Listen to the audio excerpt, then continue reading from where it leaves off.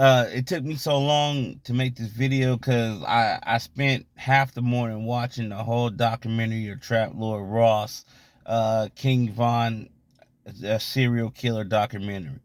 Now, uh, was King Von a serial killer? You probably, you know, the TRAPLORE Ross is very convincing. TRAPLORE Ross is very convincing. The times added up to the tweets that he was making while the murders were happening. So, you know, the crazy part about King Von is he wasn't a rapper for a long time. He was more of a street dude and doing all types of street activities for so long. He didn't really get a chance to even enjoy being a rapper. He was in jail majority of his kid life, you know what I mean? Like 2000, like the whole story is about damn near him being in jail. He he was in jail majority of the documentary. 2012, he get out, he do some shit, you know what I mean? He getting some shit. 2012, he do some tweets, some boom. Next thing you know, he's in jail. He get out. Oh, he back on the prowl again, you know what I mean? Because it seemed like after he lost his friend White at the liquor store, when he lost his friend White, that's what turned him into a demon, is when he lost White. Now, it's ironic that all this shit happened all around the same time Chief Keef came out. All this stuff happened all around, ironically, all around the same time. It's like they all just boosted up all at the same time. Chief Keef boosting. He's talking about D Rose. He's talking about Von and T Roy. I mean, these youngsters done shot a lot of people by now already in 2012. And T Roy was a little bit more dangerous than him. T Roy didn't had ice in his veins, man. There's something wrong with T Roy. He was hanging around some complicated children. That's why I said, as parents, you should know who your kids are hanging around. See, because King Von, he played like he had a charismatic attitude, smiling all the time, cool. People thinking he's cool, he's happy, he's playing, he's joking. Parents loved him. Parents didn't know this dude was a psychotic serial killer, man. Parents didn't even know what he was doing in the streets. Because he was coming home happy, just, hey, how's it going, and stuff. And he doing all these Call of Duty missions. Him and T Roy was doing Call of Duty missions, and he was tweeting about every single thing he did when he was about to do it. I don't know how he got away that long without going to jail for murder. By the time he started his rap career, there's already like seven murders that they're already investigating about him. He just fresh off a murder when he dropped. When he started dropping songs, he was fresh off him. Well, alleged murder. I ain't gonna say murder because we don't know if he murdered any of these people. This is all just speculation from the guy saying that he tweeted at this time and someone died at that time. Nobody never seen King Von's face. Nobody never seen him pull the trigger. It was all speculation because he narrated all the things that happened through Twitter. Now, he is by far the most self-snitching rapper to ever live. And by far, the realest rapper to ever live. See, back in the days, not Tupac, Ice Cube, he'll make a song like Today Was a Good Day. And he'll talk about how he got some pussy, shooting some dice, and Lakers won today, no shootouts, and all this G shit.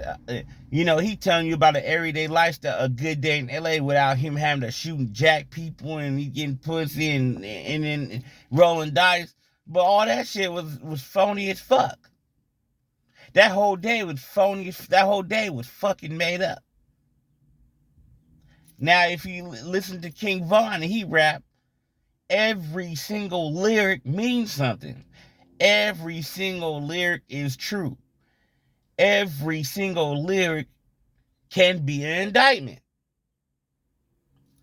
I really think that he didn't really give a damn about being indicted. You catch a case, and when you watch the documentary, you'll see. He'll get arrested, he'll get out, tweet. Something else happened, tweet. Something else happened, tweet. Arrested. Something else happened, tweet. Instagram. Oh, now he's on Instagram now, showing his jewels, uh, pretty boy type dude, you know what I mean? Charismatic, you know what I'm saying?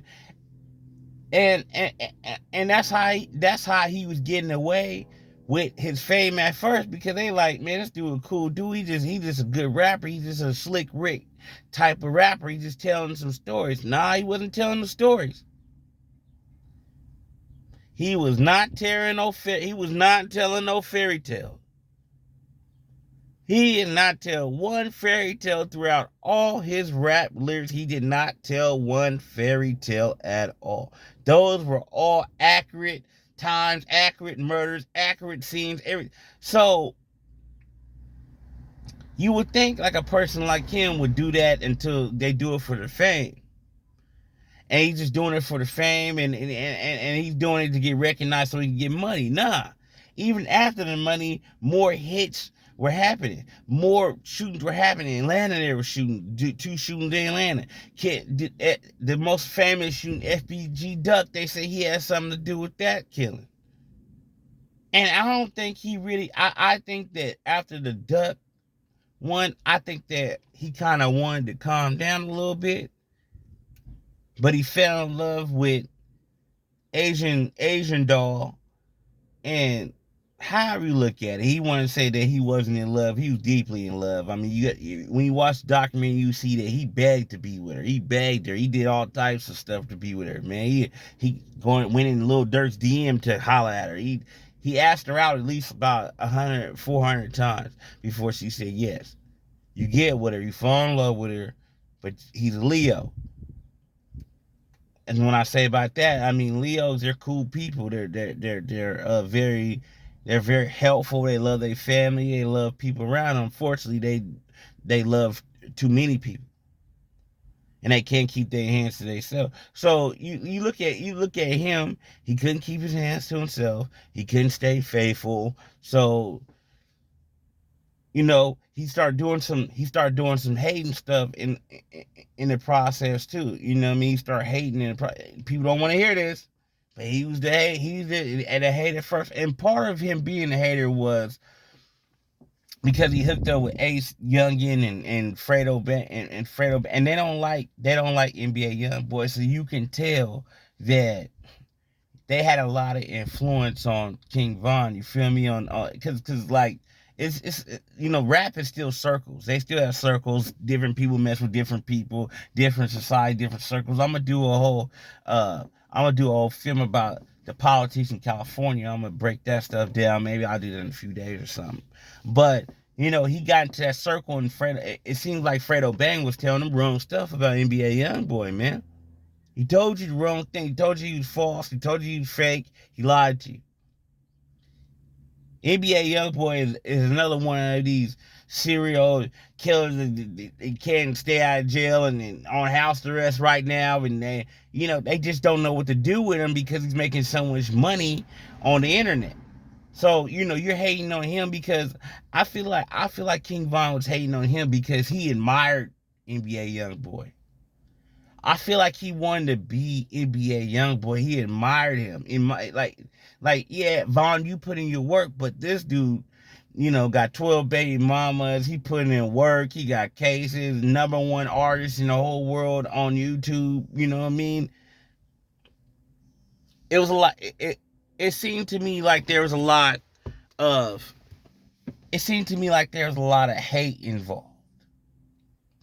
And so, when he did that stuff with Janaya, and he slept with Janaya and said he made a song with her, you know what I mean? That was a little bit of that was like an ultimate move to try to boss up on NBA. So NBA started messing with Asian Brat, made a song, messed with Asian Brat, and after that, that was his downfall right there. From there, he was already about to get indicted on some other things, but then You know, when when